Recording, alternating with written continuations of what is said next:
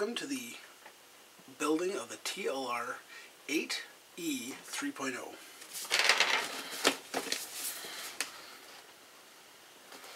Thank you to Rob for sponsoring this episode on my YouTube channel.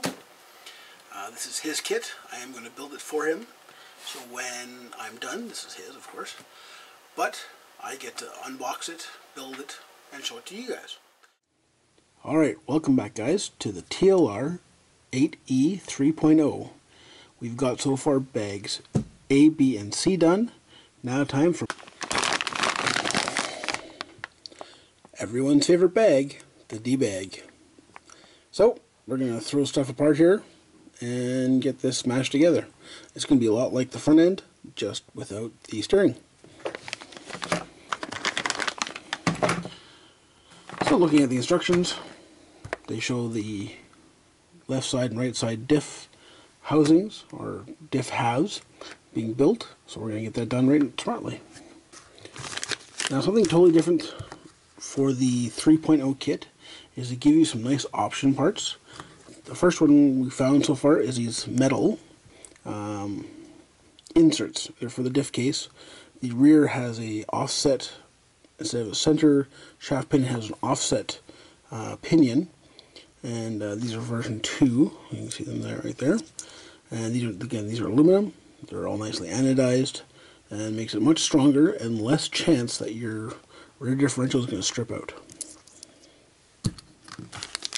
And there's the 5,000 weight diff fluid.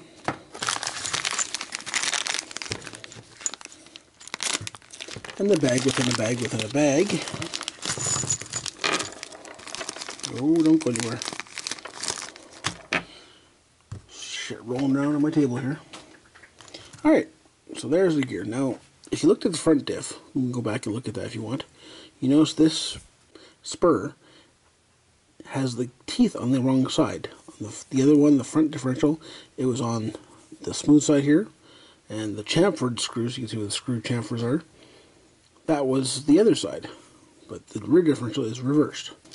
We'll get to that in a little bit.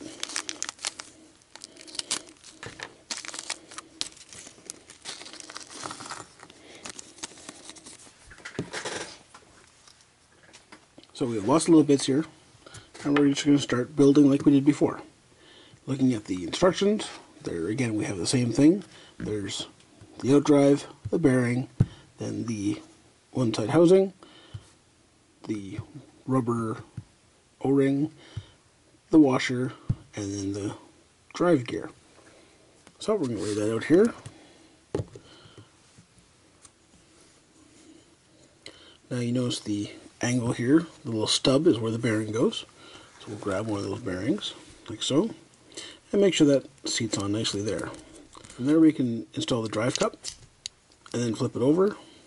We're going to pull out our black grease again, the high pressure grease, and we're just going to dab a little bit on the inside here. Again, this is just to seal up the diff before you actually run it, because diff oil will leak through here, that's not a problem. And diff oil is fine being there, but just to give it lubrication now. There we go. A little extra came out, so I'm just going to wipe that around. And we're going to grab one of our washers. And we're going to stab that on, just like so. Here's a tip for you. If you ever need to pick up something very flat, you can't get your fingers on it. If you have either a little bit of oil, or even a little spit, if you don't have, your hands are clean, you can just stick your finger on it, and it'll pick it up because of the stickiness of the grease and or spit, or whatever you use.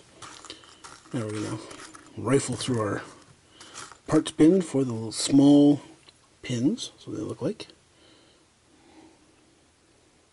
So we're in the light, there we go. And we're going to get that in there. So you may have to push down a little bit, it should just slide in. If you get stuck where it gets part way in and you can't push any further, just push down on this shim and it should just slide through. There we go. Hopefully you saw that. Okay. Now we're building in frame, we should be okay. So that looks good, feels good. And then this gear goes over here, like that. Bob's your uncle. Now the other thing that they don't show on here is this little O-ring which does sit there. I know that from experience, so we'll just leave that there.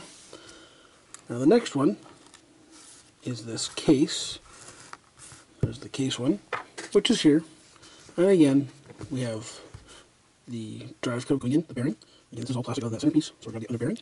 Put it on, put the drive cover in, and we're going to grease on the inside here. Now they're showing it on the axle, but this is where it goes. Just have something like that. The O-ring on, usually get to sit over top, like so. So you can see a little better, a little more light. There. Sometimes LED lights are not the best for cameras, but there we go. Grab another washer and put it on top. Now, like the first one, you can always grab one of those guys. Oh, so you big enough. Just look at that. Of course, my other tools put away for now. Let's see. You can just use a screwdriver to mash that down, or a pair of pliers. And if you don't have any hex drivers, you can always use a pair of pliers, one on either side. Let's mash that down. We'll go back into our parts bin, grab our other washer, and just like the front, get it the exact same way. There we are. Alright. Pain in the keister sometimes, but when you get them, you got them. There we go.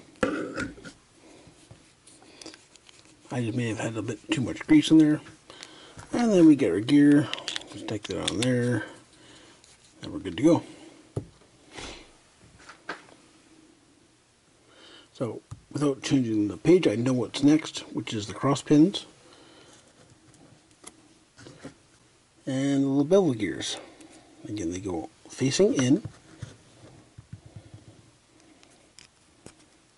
I build the first one with the flat facing up, and then we can just place it in place in one of the gears, push it down, make sure that kind of stays flat-ish, close counts. And the next one we're going to do the same thing. This time I'm going to put the flat side. You can see that little key there, the flat side hanging down. And rotate that through 90. And then drop this guy in. And then to make sure it's seated, I usually push my finger down in the middle of the X, give it a spin. It usually will self-center itself, get it all nicely level. And then we need the diff well. So I'm going to add some of this 3000. This is the off now. Same, it's all the same stuff. Just what I happen to have in my stash.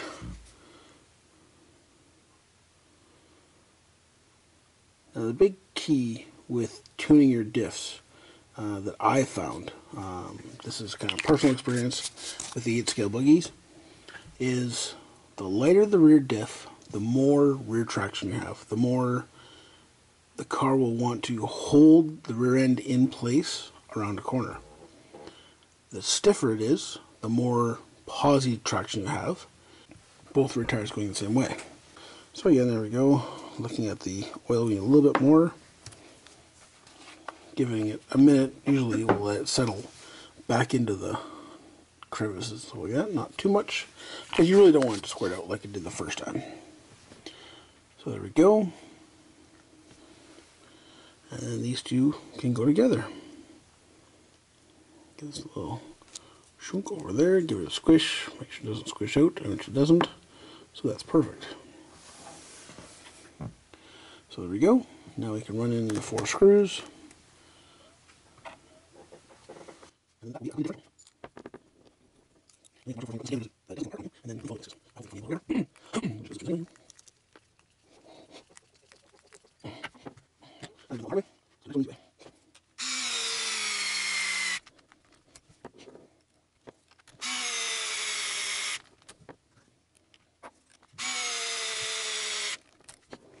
Also, make sure it takes. Okay, we're good there. So there's a diff. Do the old crankaroo. Feels good. Set that aside. These guys go aside. All these excess bits will just pull off the front. So we're going to get to those in a minute. So when you turn the page, you'll see that they want you to build the diff next. Again, fill with the 5000 oil like they said. We use 3s. And they say go right up to the top of the gear. I went just below that so nothing squirted out. It's all happy. Now this section here, I'm actually going to fire the other camera up for 1 minute. See if we can get a better view. This other camera does a little bit better. close-up views because I can focus properly.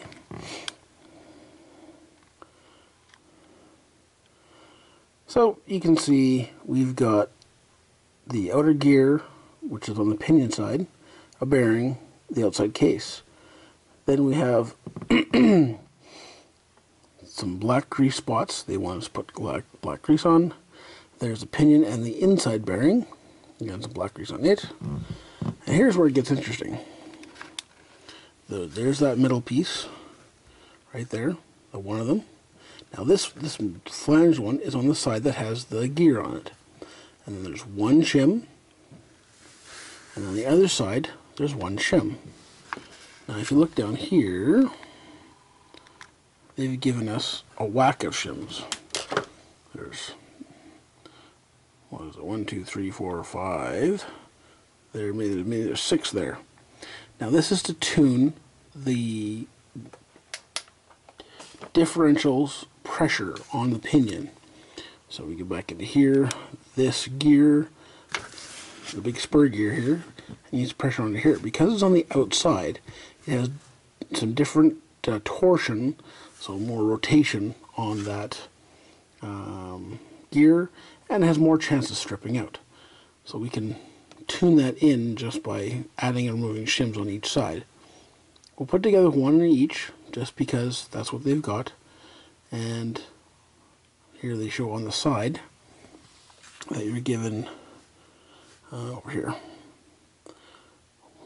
1.1 millimeter shims and 3.25 shims. And you'll see that over here they only list the 0.25s, but you're given one of the, see the 452 and the 452.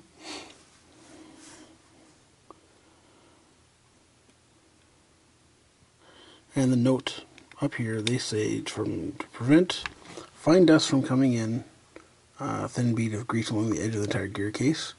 We'll see how it fits, but if it fits really tightly, we're not going to put too much on. But I think we'll add a little coating. And there's the front of the case, and it's got 2 screws at the very top just to hold it together, and then we attach the bottom afterwards.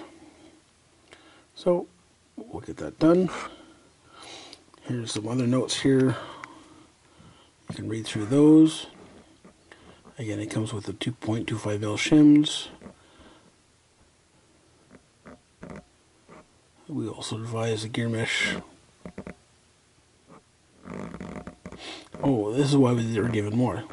They're given some more shims, just so we have more pressure on that gear. So again, we can play with that mesh. So watch those little notes. So they say 2 shims on the left side and 1.25 and 1.1. So we're given more if we need more. So again, there's our overall sheet, and we'll just check that out here. So I'm going to start with the centerpiece, this differential, making sure it's on the right side. Now, they do say a thick and a thin. Now, if we don't know which is which, we need to find out. So, my caliper is losing battery power, so we'll see if it'll look properly. So this one here, I think, is the 0.1. Oh, it's a 0.23. My fingers lied to me. So those two there, I thought they were different. Well, they feel different, but they're the same. So let's just find some other ones here. Oh, that one definitely feels thinner. There's our point. It's supposed to be 0.1, but it's like 0.07.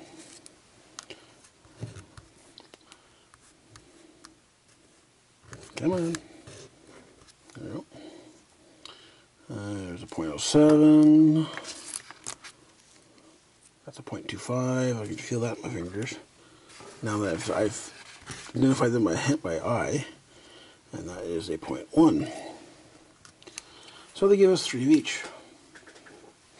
No problem. We can handle that. And where these go on the outside of the bearing. They actually sit on this little ridge. I don't know if you can see that. A flange bearing. And what we're going to do is we're going to put one of each on the gear side.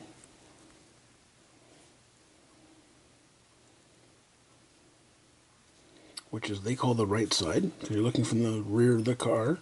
We're going to slide that on. Hopefully you can see that okay. Sometimes it's hard to get in just to sit nicely. Then we're going to put on this little cap. It goes into the bearing case. We'll show you that in a second.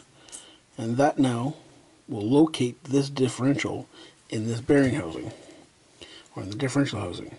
So then by the shims, we can push it back and forth to get better pressure on this pinion gear. This is like this. And the manual says putting the other two 0.25s on the left side, and then we put the cap on. Now something to watch out for on this little cap here. It looks kind of like a, I don't know, cat's ears kind of thing on one side. The other side is perfectly round. So when we put these discs together, both of those have to go the same direction. See how it looks the same, just has a little cover piece on it. That just is a dust cover. And that needs to slide in a certain way. So we're going to set this aside like that. We'll put all the other pieces away for now. So now what we need is a parts bin that has all the diff cases in it, as well as the ailerons.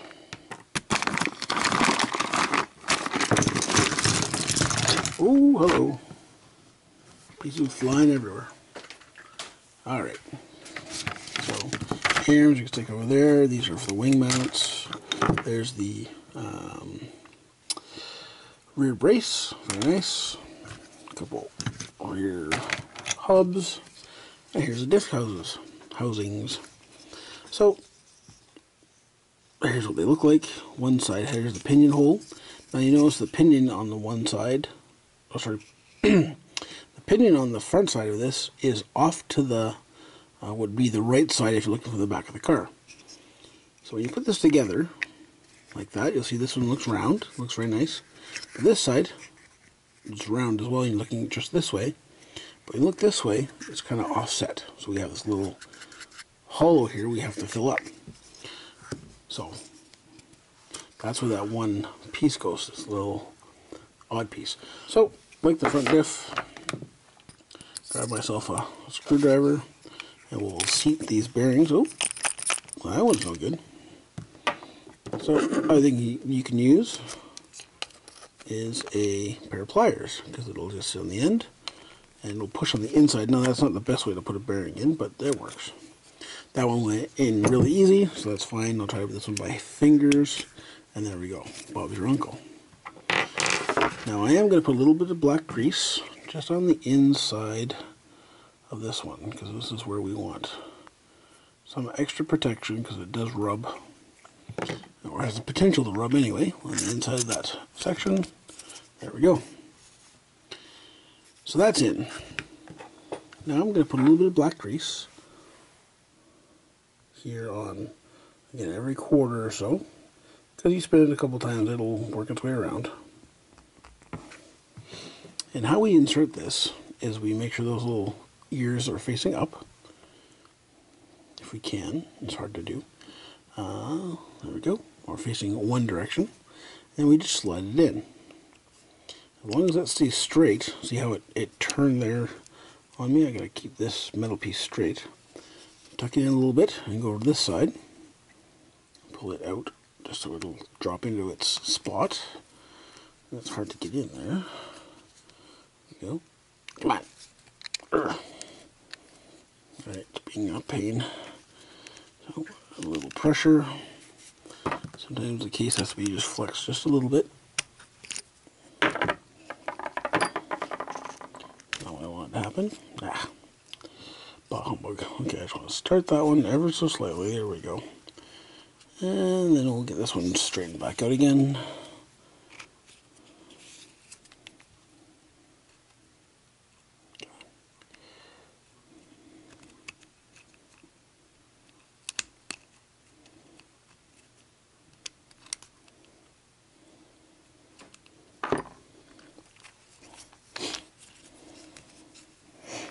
so close, yet so far. There we go. Just had to like whisper to it. So you see that the metal piece, it's hard to tell actually, it's actually inside right here. It just covers this extra piece so the disc can still move freely. There we go. That's a nice fit. And no lash back and forth. And if I hold the pinion straight, there should be very little ticking or no ticking at all, which there isn't on that gear. Alright, there we go. So now what they recommend is right around this edge here to put a little black grease. And by little, I mean really little, like ridiculously little. I'm going to basically just ghost paint it. Just enough to make it wet.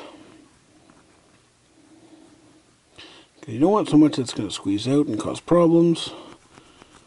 Well, you want enough on here just to give it a surface which it should seal dust out. Because your differentials are your worst enemy for dust, or your dust is the worst enemy for your differentials. There we go. A little grease there. A little grease there. The other half just goes on. There's no special keying other than that one little ridge that's right here. I should just drop that right on top. Should slide in like so. There we go.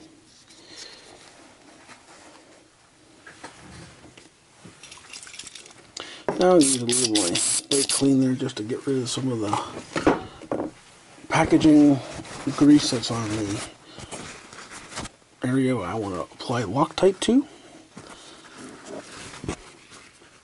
Again, dry that off. There we go. And here somewhere there should be a little. Alright, so we're just going to clean that off. And we're going to add a good amount of Loctite. Not good being just enough. So, tack down here so you can see what I'm doing. And a couple of drops. 1, 2, like that. That's all we need. And then I'm going to, as I screw this in, I'm actually going to screw it backwards. Just try to wick that Loctite down into the threads. There we go. Make sure it doesn't come through. I'll line that little groove there, and I'll line it with where the nut's going to go, and tighten it down. So the only other piece here that we haven't dealt with is these two screws, which are here and here. If you want to check to make sure they're right, again, you can use the pre-patterned on the paper, and then we'll just run them home. Not gonna go crazy because we still have to put some more parts on here, like the rear shock tower and the arm mounts. So I'm just gonna snug it up just till it closes the gap and no more. We'll go back and tighten it later. Something you have to remember to do. It doesn't tell you to do in the manual. So if you leave anything slightly loose, make sure when you're done to go back and tighten it up. Good idea to go through your screws anyway right after you build the kit and just try to turn any of the screws. If they turn, just tighten them up. If they don't turn, well, they're tight. And the method I check is just a 3-finger tighten. We take your 3 big fingers on here, and if the screwdriver turns through your fingers, tighten off. That's enough to get the job done anyway. So there's that thing completed. All the extra pieces we're going to save for now until we need them, which will be next step. So, thank you for watching, and if you like it, please click the little thumbs up down below, subscribe, share it with a friend, and check my other videos. We'll see you guys later.